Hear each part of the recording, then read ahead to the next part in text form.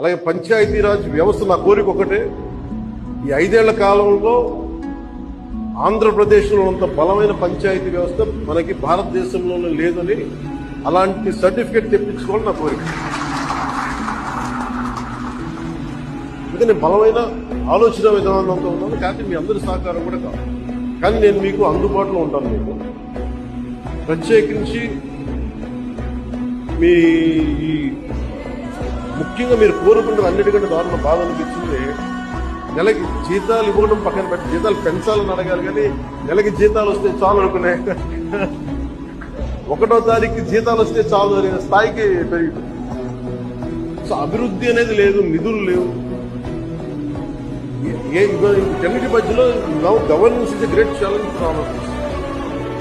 కానీ మాకేం నమ్మకం ఉందంటే పెట్టుబడులు తీసుకురాగలం, అభివృద్ధి పదంలో ముందుకు తీసుకెళ్లగలం, ఒక ధైర్యం